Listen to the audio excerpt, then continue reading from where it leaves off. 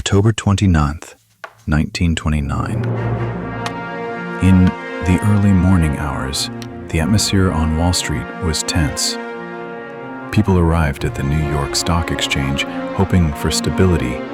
Instead, they witnessed history unfold, a day that would become known as Black Tuesday. By the end of that day, the U.S. stock market had lost $14 billion in value, an amount greater than the annual federal budget at the time. It wasn't just a financial crisis, it was the collapse of public confidence, the breakdown of a system built on credit, speculation, and unchecked optimism. Just days before, the market had already shown signs of weakness. Black Thursday, October 24th, had triggered the first panic, but interventions by leading bankers gave investors a brief moment of relief. That relief didn't last. On Tuesday, the sell-off was relentless. Stocks were dumped at any price. Ticker tapes couldn't keep up. Brokers couldn't answer phones fast enough. Outside, crowds formed, not to invest, but to watch. Some people wept. Others stared at the ground in disbelief. Rumors spread quickly that fortunes had vanished, that suicides had begun, that the world had changed. And in many ways, it had. This wasn't just the end of a bull market. It was the beginning of a global economic unraveling, a chain reaction that would lead to bankruptcies, mass unemployment, and eventually, the Great Depression. In a single day, the illusion of unstoppable progress was shattered. Chapter 2: The Illusion of Endless Wealth. Before the collapse of 1929, the United States experienced one of the most prosperous decades in its history.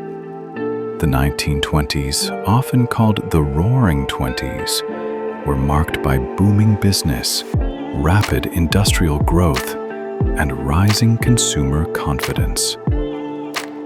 Mass production had revolutionized everyday life. Automobiles, radios, and refrigerators became household items. Electricity reached cities and towns, and with it came advertising, encouraging Americans to buy more than ever before. The U.S. economy seemed unstoppable. Between 1921 and 1929, the stock market rose more than 400%. Everyone, from wealthy investors to barbers and factory workers, wanted a piece of it. Speculation became a national obsession.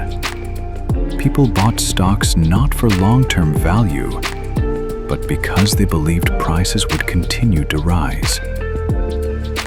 This belief was so strong that many began borrowing money just to invest, a practice known as buying on margin. With just 10% down, anyone could control shares worth thousands. If the stock rose, the profits were huge. If it fell, the debt remained. Banks played along. Many were heavily involved in the stock market themselves and often extended risky loans to investors without much oversight. Meanwhile, the media helped fuel the frenzy. Newspapers celebrated stock market geniuses. Radio programs broadcast stock tips. Ordinary people believed they could become rich overnight. But beneath the surface, the foundation was unstable. Farmers were struggling. Industrial output had begun to slow, and wages weren't keeping up with the rising cost of living. Yet few paid attention, because in the eyes of the public, the market could only go up. The economy was modern. The American dream seemed within reach. It was a dangerous mix of optimism, credit, and ignorance. a perfect setup for collapse. Chapter 3. The Dominoes Fall. Warning signs ignored. The cracks in the American economy began to appear long before the crash, but in a nation drunk on optimism, few were willing to look closely. By early 1929, several key industries were already slowing down. Steel production, a core indicator of industrial strength, had declined. Freight shipments were down. Construction projects had stalled. Even agriculture, the backbone of rural America, was suffering from years of low prices and overproduction. But Wall Street continued to climb. Investors ignored the fundamentals, focusing only on rising stock prices. Behind the scenes, financial institutions were taking on dangerous levels of risk. Banks were deeply entangled in the stock market, loaning money to speculators, buying stocks themselves, and using depositor funds to fuel a bubble. By the spring of 1929, margin debt had reached alarming levels. Thousands of Americans were investing with money they didn't have, betting on a market that looked, from the outside, unstoppable. The first warning came on March 25, 1929. A sharp drop in prices triggered a wave of panic. But major bankers, including Charles E. Mitchell, head of National City Bank, stepped in to reassure the public. Mitchell announced that his bank would provide $25 million in credit to stabilize the market. It worked for a while. The market rebounded. Confidence was temporarily restored, but nothing had been fixed. The deeper issues, massive speculation, shaky credit, and over-leveraged institutions, remained unresolved. Throughout the summer of 1929, stock prices continued to rise. In August, the Federal Reserve issued a warning about excessive speculation, but few listened. Greed was louder than caution. And so, the market marched forward, blindly, toward the edge of the cliff. Chapter 4. Black Tuesday. The crash begins. It began quietly. On the morning of October 29, 1929, the New York Stock Exchange opened as usual. But there was nothing usual about what was about to happen. By 9:30 a.m., sell orders overwhelmed the system. Everyone wanted to get out. No one wanted to buy. The ticker tape couldn't keep up, lagging by hours. Traders on the floor panicked. There were no rules now, only survival. It was the worst day in the history of the U.S. stock market.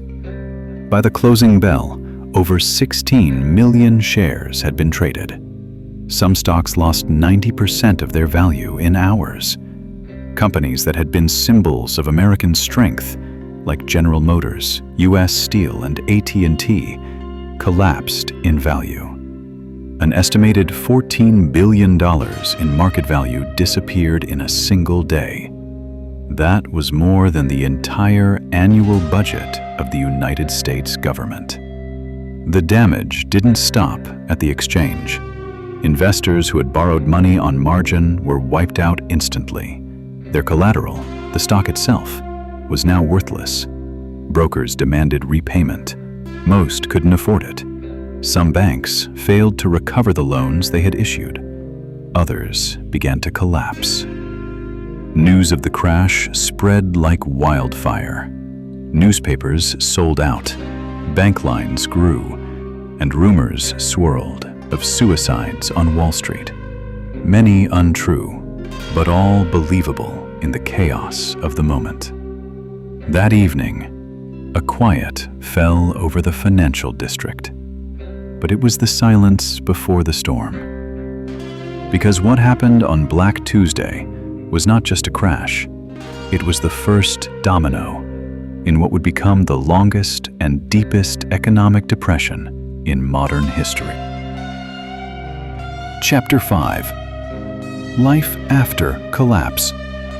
the Great Depression begins.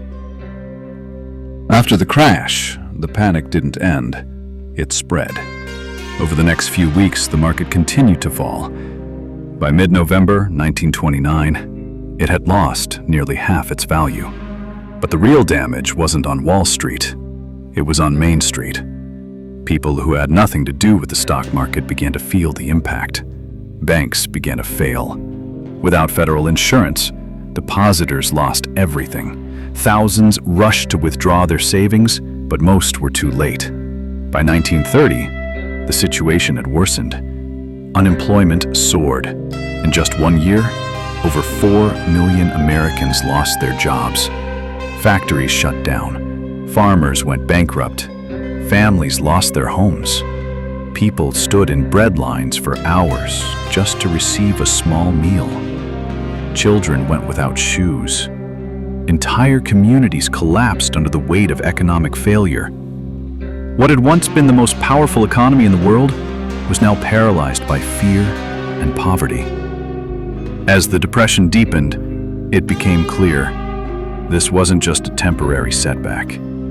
It was a global crisis.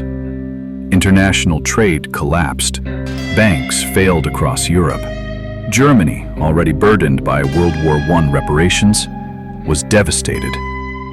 The financial crash helped pave the way for political instability and would eventually contribute to the rise of fascist regimes.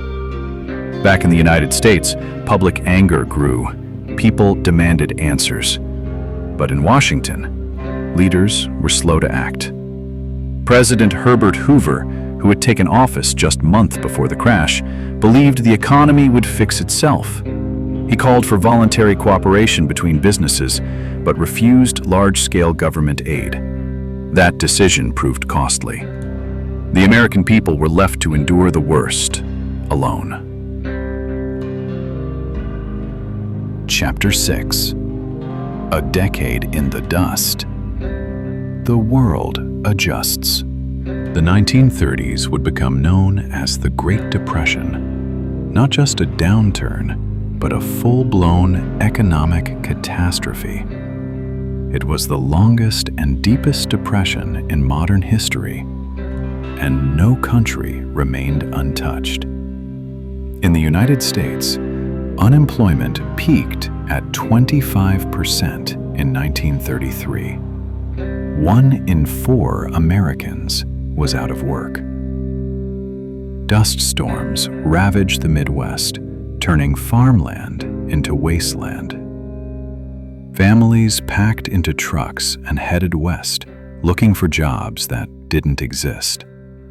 In cities, homeless encampments, nicknamed Hoovervilles, sprang up in parks and empty lots. People lived in tents and makeshift shelters, burning scraps to stay warm through harsh winters. But out of the crisis came change. In 1933, Franklin D. Roosevelt was elected president. He promised a New Deal for the American people, a sweeping set of reforms that would redefine the role of government.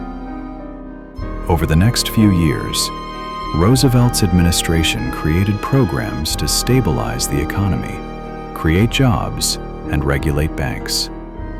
Social Security was introduced. The SEC was formed to monitor the stock market, and the FDIC was established to insure bank deposits so that Americans would never again lose their life savings overnight. Abroad, the effects of the crash helped reshape world politics. In Germany, desperation fueled extremism. The Nazi Party gained traction, offering a message of blame, nationalism, and control. By the end of the 1930s, the world had shifted dramatically. The optimism of the 1920s had been replaced by caution, reform, and, in some places, radical ideologies. The Wall Street crash of 1929 had done more than destroy wealth. It shattered illusions. It exposed flaws in a system thought to be unshakable. And in doing so, it taught a lesson that still echoes today. When greed outweighs caution, when risk goes unchecked, and when warning signs are ignored, collapse is never far behind.